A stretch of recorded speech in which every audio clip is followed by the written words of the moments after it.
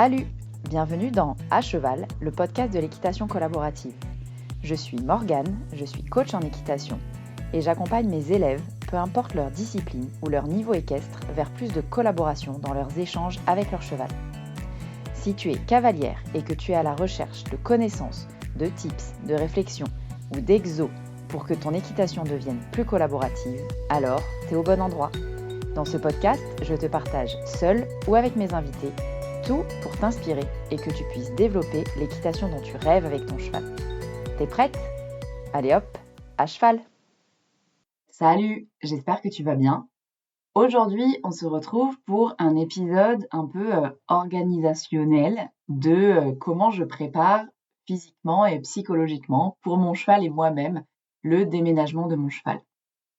Alors, l'idée de ce podcast, de cet épisode de podcast, est venue de ma propre histoire parce que tu le sais peut-être si tu me suis sur les réseaux sociaux, mais je suis en pleine organisation du déménagement qui va arriver pour moi la semaine prochaine. Je traverse la France et je change complètement de région. Je pars avec mon cheval Yoki Doki et ce déménagement, comme tout déménagement, prend pas mal de choses en compte. Il y a le côté organisationnel à prendre en compte, il y a le côté émotionnel, etc., etc.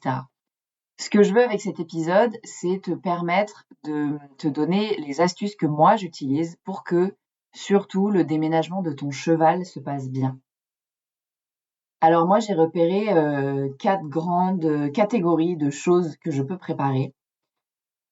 D'abord, et surtout, presque, en 1, la catégorie que j'ai mis en évidence, c'est le fait de préparer ton déménagement dans l'objectif qu'il se passe mieux et de manière la plus cool possible. Pour toi d'abord. Parce que on sait très bien que les chevaux sont hyper sensibles à la façon dont on se sent. Et évidemment que s'ils sentent une grosse période de stress pour nous, quelques semaines avant de déménager, ils risquent eux-mêmes de se demander un peu ce qui arrive.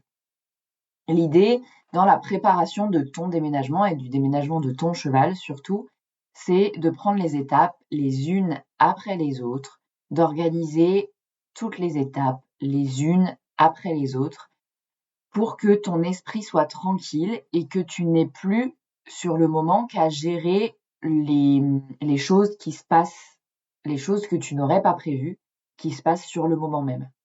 Pour te donner un exemple, donc moi je déménage de Nantes à peu près dans les Pyrénées. C'est un grand voyage qu'on s'apprête à faire avec Yoki. Et donc j'ai décidé d'organiser chaque étape les unes après les autres. J'ai choisi, donc moi pour le transport j'ai mon propre van, donc j'ai pas besoin de transporteur. Donc je vais gérer le transport par moi-même. On va partir tous les deux vers les Pyrénées. J'ai choisi de faire le transport en 2 fois pour des raisons de bien-être de mon cheval et pour des raisons de bien-être de moi-même parce qu'on a plus de 9 heures de route en voiture. Donc voilà, j'imagine 10-12 heures de route en van. Du coup, il a été important pour moi de préparer aussi notre halte, de trouver un endroit qui pourrait nous recevoir et qui serait à la fois confortable pour Yoki et confortable pour moi. Moi, j'ai choisi de m'arrêter à Bordeaux. C'est pas vraiment mi-chemin, mais on n'est pas très loin du mi-chemin et je m'arrête dans ma famille pour que ce soit hyper confortable pour moi et que je ne stresse pas de ma condition pendant cet arrêt.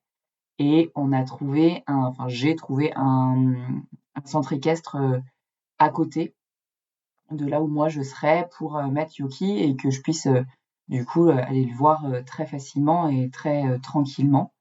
J'ai décidé qu'on s'arrêterait 2 nuits là-bas. Pareil, pour des raisons perso, mais une nuit aurait pu être possible aussi. Mais l'idée, c'est que là, en partant, je n'ai plus aucune question à me poser. Je sais exactement où je vais, je sais à peu près à l'heure où je dois arriver, je sais à peu près combien de temps ça va me prendre. Vraiment, tout dans ma tête est planifié, organisé pour que je puisse partir l'esprit tranquille et que je n'ai plus que mes pauses café à gérer sur le moment et les pauses boissons de Yoki sur les grandes routes si on en a besoin. Donc d'abord, première grande chose importante, c'est de préparer, de planifier ton organisation le mieux possible pour te sentir le plus tranquille possible. Deuxième grand item que j'ai capté sur cette organisation, c'est le choix de la pension. Parce que organisation veut dire que c'est important de savoir où le cheval va arriver, n'est-ce pas? Donc moi, c'est mon déménagement qui entraîne le déplacement de mon cheval, mais pour le changement de pension, si tu choisis de changer ton cheval de pension autour de chez toi, c'est la même chose. Le plus important, c'est de choisir une pension dans laquelle ton cheval va arriver et que tu ne te poses pas 15 000 questions. Que tu puisses avoir répondu à toutes les questions auxquelles tu te poses avant d'arriver dans la pension. Et donc moi, comment j'ai choisi la pension? Moi, j'ai des critères de bien-être de mon cheval avant tout. C'est-à-dire que je privilégie une pension où je pense que mon cheval sera bien sur une pension où il y a des jolies installations. Si on peut trouver les deux, c'est cool. Mais clairement, si j'ai un choix à faire entre une belle et bonne carrière ou le bien-être de mon cheval, le choix est très très vite fait. Ce sera le bien-être de mon cheval sous plein d'aspects. Mes critères à moi sont le fait que la pension respecte les besoins fondamentaux du cheval, donc point à volonté ou quasi, ou de l'herbe, une vie en troupeau, ou vraiment à 2 minimum, que mon cheval puisse vivre dehors, à l'année si c'est possible, si le terrain permet. Il est hors de question que mon cheval soit dehors dans 25 cm de bouillasse, sous prétexte que je veux garder le troupeau. Donc, après, il y a des aménagements à faire au cours et au quotidien, en fonction des terrains qui sont dispo dans les pensions. On est d'accord qu'on fait ce qu'on peut, mais j'essaie de prendre tous ces critères-là en compte pendant la visite. J'essaie de me projeter dans l'hiver, par exemple. Je pose des questions sur où est-ce que les chevaux sont l'hiver, est-ce qu'on les remet dans des plus petits paddocks? À ce moment-là, je vais visiter les plus petits paddocks. J'essaie de me projeter, c'est difficile parfois, mais j'essaie de me projeter ou dans un max de bouillasse. Est-ce que les chevaux auront la possibilité de se mettre dans un endroit où il n'y a pas complètement de la bouillasse? Est-ce qu'ils pourront se reposer à certains endroits ou est-ce que ils seront dans 20 cm de boue partout dans le paddock? Ça, c'est vraiment des critères qui sont hyper importants pour moi. Et dernier critère qui est hyper important pour moi et qu'on sous-estime peut-être parfois, c'est le feeling que j'ai avec les gérants de la pension. C'est vraiment hyper important pour moi de sentir que les gérants sont vraiment au service des chevaux et qu'ils ont un œil. Donc ça peut se vérifier entre guillemets dans la façon dont les gérants parlent de leur pension, parlent de leurs pensionnaires quand vous faites la visite. C'est super important pour moi que les gérants ils aient une vision animale du cheval. Que déjà pour eux, le fait qu'il soit au foin à volonté ne se négocie pas, que ils aient un œil sur le cheval, sur l'état du cheval, sur le bien-être du cheval, est-ce qu'il se sent bien, est-ce qu'il se sent pas bien, ce genre de choses, qu'ils soient prêts aussi à mettre, pour moi c'est important, des CMV dans la ration de mon cheval, ce genre de choses. Donc ça, c'est d'un point de vue feeling avec le gérant, si je ne sens pas la personne que j'ai en face, après c'est très, c'est propre à chacun, hein, mais pour moi c'est vraiment super important de laisser mon cheval à une personne dans laquelle je sens tout de suite une confiance. Donc, deuxième aspect super important, c'est de prendre en compte la pension dans laquelle ton cheval va arriver et que tu sois hyper OK avec l'endroit dans lequel tu vas mettre ton cheval. Moi, c'est le cas pour le sud. Je sais exactement où il va aller et je connais déjà la gérante, donc je sais que ça va bien se passer. Troisième étape, on en parle assez peu aussi, mais sur les longs transports, notamment comme celui que nous, on va vivre avec Yoki, c'est la prépa physique du cheval. Alors, prépa physique, on s'entend, mais c'est important de garder en tête que on estime à la grosse louche que 1 heure de van, 1 heure de transport, correspond à peu près à 1 heure de marche à pied pour le cheval. Donc, clairement, sur des transports courts, c'est pas très grave, ça nous va, c'est OK. Tous les chevaux sont capables de transporter, mais c'est vrai que, enfin, moi en tout cas, sur le transport là de 10-12 heures, qu'on va faire certes en 2 fois, mais je prends en compte cette modalité-là. Et donc, je fais attention de garder Yoki actif avant de partir. L'idée, c'est pas qu'il soit hyper à l'aise à sauter un parcours avant de partir, j'en ai rien à secouer, mais que moi, Yoki, dans l'état de musculature qu'il est en ce moment, soit plutôt inexistant parce que ça fait plusieurs mois qu'il n'a pas travaillé pour des raisons qui me sont propres et pas des raisons de santé de la part de mon cheval, mais je fais quand même attention à le garder dans une forme en faisant des marches à pied régulières avec lui en forêt, lui demandant un peu des petits exercices en longe, en travail à pied, pour qu'il garde une petite condition physique qui lui permette d'assurer sur ce transport-là. Donc ça, c'est important pour moi. Et à la fois, je vais évidemment éviter de lui mettre une énorme séance la veille de partir, par exemple. Qu'il ne parte pas faire ses 12 heures de transport, en 2 fois encore, je l'ai dit, mais qu'il ne parte pas faire ses 12 heures de transport avec des courbatures de fou.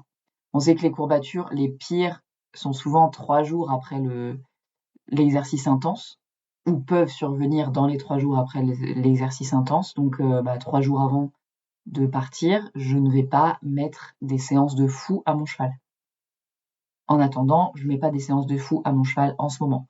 Mais il faut s'enlever de l'idée de faire je ne sais quoi de dingue juste avant de partir, pour préserver, encore une fois, l'état physique de ton cheval pendant le transport. Après, je le répète, on n'aborde pas de la même manière un transport de 20 minutes et un transport de 12 heures. Ensuite, dernier point et non pas des moindres, si c'est anxiogène pour toi, c'est assez important de pouvoir préparer la montée dans le vent de ton cheval. Si tu sais que la montée dans le vent, c'est quelque chose de hyper difficile pour ton cheval, peut-être que ça peut être assez chouette de le préparer en amont, de louer un van quelques semaines avant ton départ et de demander à ton cheval de monter, le fermer, lui donner une carotte et redescendre. Rien de plus. La montée dans le vent, elle est hyper importante pour ton cheval, mais aussi et presque surtout pour toi. Parce que sur un cheval quand on part pour un grand voyage, sur un cheval qui veut pas monter dans le vent, souvent c'est hyper soit anxiogène, soit frustrant et ça peut nous mettre dans des états de colère assez dingues. Et c'est super important pour moi en tout cas, pour que les changements d'environnement se passent bien, que nous, on puisse rester dans un vrai calme. Qu'on fasse pas genre qu'on est calme, mais qu'on soit vraiment calme. Donc, pour aborder vraiment la montée dans le vent de la meilleure manière, si toi, tu as besoin quelques jours ou semaines avant de retravailler la montée dans le vent avec ton cheval pour qu'elle se passe bien, être sûr qu'il va bien monter dans le van, n'hésite pas à le faire. Pour, encore une fois, juste aborder le jour même de la manière la plus calme et sereine possible. Voilà, donc ça c'est vraiment les quatre grands aspects pour moi qui sont importants à prendre en compte pour le déménagement de ton cheval. Donc d'abord, fais en sorte que tout ton déménagement soit planifié, organisé pour t'enlever le max d'insécurité sur tout ce qui est d'imprévu qui pourrait se passer. Donc planifie, organise au maximum en te laissant de l'air dans le planning au cas où des choses se passent, parce que plein de choses peuvent toujours se passer. On peut partir à la bourre et tout ça, par exemple. Donc vraiment, donne-toi de l'air dans ton planning, mais organise ton planning pour que tout se passe bien. Ensuite, deuxième aspect pour que ton déménagement se passe bien, c'est de choisir une pension dans laquelle tu es le plus sûr possible que tout se passera bien. Que tu sois vraiment sûr de là où tu vas mettre ton cheval et là où tu vas arriver. Ça va t'aider vraiment à redescendre en pression pour les changements si tu sais que on va vers quelque chose de vraiment cool. Troisième aspect, la préparation physique de ton cheval. Fais en sorte de lui garder une petite activité physique les semaines et mois avant les déplacements, si tu peux. Autre chose dans cette catégorie-là de préparation physique de ton cheval, je n'ai pas parlé de la préparation mentale énergétique. Si tu es ouvert à faire des communications animales, c'est le moment d'en faire une pour lui expliquer justement ce qui va se passer derrière. Alors ça, encore une fois, est-ce que c'est vraiment avec le cheval qu'on communique ou est-ce que c'est nous qui dégageons quelque chose de différent quand on l'a fait? Je ne sais pas exactement comment tout ça marche. Mais moi, je suis passionnée de tout ça. J'adore voir les résultats que ça peut entraîner chez les chevaux. Et personnellement, j'ai fait le choix de faire passer le message à Yoki par quelqu'un qui fait de la communication animale pour lui expliquer le déménagement. Ensuite, dernier critère à prendre en compte, c'est la préparation de la montée dans le vent. Encore une fois, le jour J, on veut faire en sorte que tout se passe du mieux possible, donc que aucune des étapes ne soit anxiogène. Si tu sais d'avance que la montée dans le vent, c'est la galère pour ton cheval, fais en sorte de le préparer en amont au maximum et ça n'en sera que plus facile pour toi le jour J pour bien dormir la veille de ton transport, arriver décontracté le matin et prendre le temps qu'il faut et dont ton cheval a besoin pour dire au revoir au lieu dans lequel il était, monter dans le vent et que le transport se passe bien. Voilà, c'est un épisode que je sens un peu différente d'habitude. Dis-moi, n'hésite pas à me dire sur les réseaux sociaux si tu as aimé cet épisode. Et d'ailleurs, si tu as aimé cet épisode et que le cœur t'en dit, tu peux aussi laisser un commentaire sur la plateforme d'écoute que tu utilises. Tu peux t'abonner au podcast pour être mis au courant des prochaines sorties. Et puis moi, j'en profite pour te dire à la semaine prochaine avec un nouvel épisode de À Cheval, le podcast de l'équitation collaborative. À plus!